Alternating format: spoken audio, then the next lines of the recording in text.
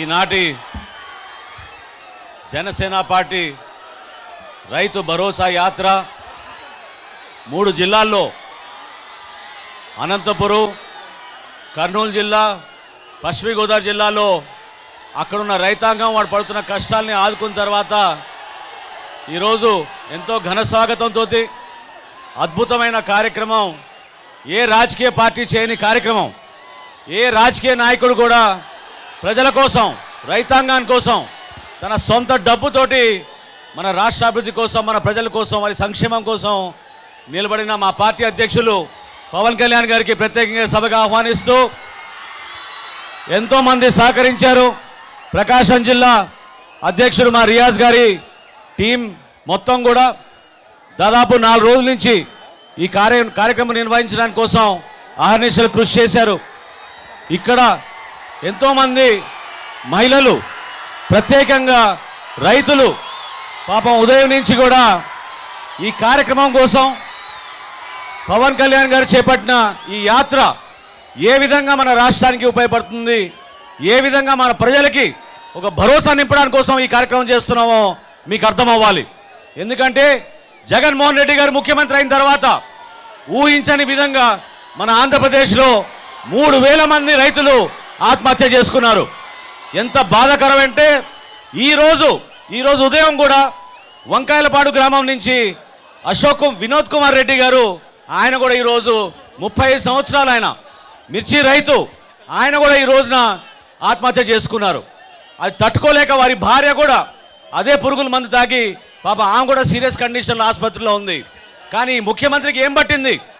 ఈ ముఖ్యమంత్రికి మనం చేస్తున్న కార్యక్రమాన్ని ప్రశ్నించడానికి కోసం, అవమానించడానికి కోసం రాష్ట్ర ప్రభుత్వం చేయలేని కార్యక్రమం జనసేన పార్టీ చేస్తుంటే ఓర్కోలేక వాళ్ళు రకరకాల ఉపన్యాసాలకి రాజకీయంగా ఎదుర్కోవడానికి కోసం సిద్ధమయ్యారు తప్ప సమాజానికి మాత్రం ఉపయోగపడడం లేదు. ఒక్కసారి మీరు ఆలోచించండి. రాజకీయాల్లో ఎప్పుడు కూడా మన రైతు ఎప్పుడు సంతోషంగా ఉంటేనే మన రాష్ట్రాన్ని ముందు తీసుకెళ్ళగలుగుతాం. అభివృద్ధి అనేది రైతాంగం ద్వారానే సాధ్యం అవుతుంది. వ్యవసాయ రంగాన్ని కాపాడుకోవాలి, మనందరిది కూడా దానిపైన బాధ్యత ఉంటుంది. కానీ అదే ముఖ్యమంత్రి గారి సొంత జిల్లా కడప జిల్లాలో 132 మంది రైతులు ఆయన ముఖ్యమంత్రి అయిన తర్వాత ఆత్మహత్య చేసుకున్నారు. పులివెందులలో 13 మంది ఆత్మహత్య చేసుకున్నారు.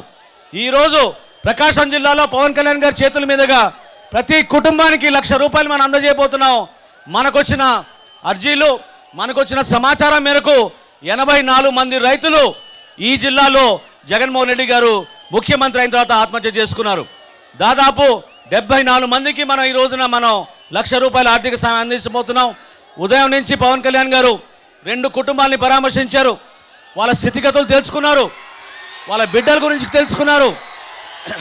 ఎక్కడైతే చిన్నపిల్లలు అనుకుంటున్నారు వాళ్ళ కుటుంబంలో, వాళ్ళకి జనసేన పార్టీ నుంచి పూర్తి స్థాయిలో భరోసా ఇచ్చే విధంగా, వాళ్ళ భవిష్యత్తు కోసం వాళ్ళని చదివించే విధంగా నిర్ణయం తీసుకున్నారు.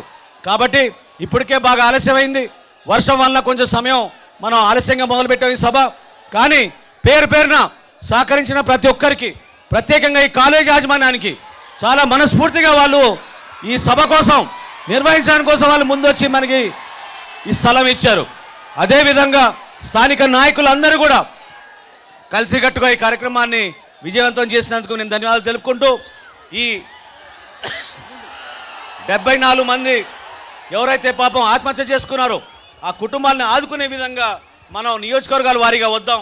ఎందుకంటే అద్దంకి నియోజకవర్గం నుంచి 19 మంది ఆత్మహత్య చేసుకున్నారు, ఎర్రగొండపాలెం నుంచి 18 మంది, పర్చూరు నుంచి 13 మంది, కొండేపి నుంచి 6, గిద్దలూరు నుంచి 4, మార్కాపురం నుంచి 4, సంతనుతలపాడు నుంచి 4, కందుకూరు నుంచి 3, దర్శి నుంచి 2, చీరాల నుంచి, కనిగిరి నుంచి ఒక్కొక్క రైతులు పాపం ప్రభుత్వం నుంచి ఆర్థిక సాయం అందక ఎంతో బాధతోటి, పంట నష్టంతో వాళ్ళు ఆత్మహత్య చేసుకున్నారు.